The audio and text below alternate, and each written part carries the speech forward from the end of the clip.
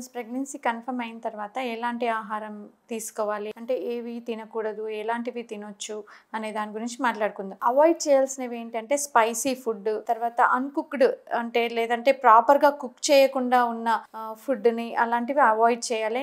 And junk food అంటే బయట నుంచి ప్రిజర్వేటివ్స్ వేసిన ఫుడ్ని కానీ లేకపోతే బేకరీ ఐటమ్స్ కానీ ఇలాంటివి మ్యాక్సిమం అవాయిడ్ చేయడం బెటర్. సో ఇలా ఎందుకంటే ఇవి తీసుకోవడం వల్ల ఇండైజెషన్ ప్రాబ్లమ్స్ ఎక్కువయ్యి వామిటింగ్స్, మోషన్స్ ఇలాంటివి జరగడం వల్ల ప్రెగ్నెన్సీలో అన్ని రకాల మెడికేషన్ తీసుకోకూడదు. సో ఇలాంటి food, out side food, road side food తీసుకోవడం వల్ల ఈ కాంప్లికేషన్స్ అన్నీ ఎక్కువ అవుతాయి. అండ్ నాన్ వెజిటేరియన్ తీసుకునే వాళ్ళు ఖచ్చితంగా వాళ్ళు ఇంట్లో ప్రాపర్గా కుక్ చేసుకున్న మీటే తీసుకోవాలి. అండ్ ఫిష్ తీసుకోవడం బెటర్, ఇంకా చికెన్, మటన్ కంటే కూడా.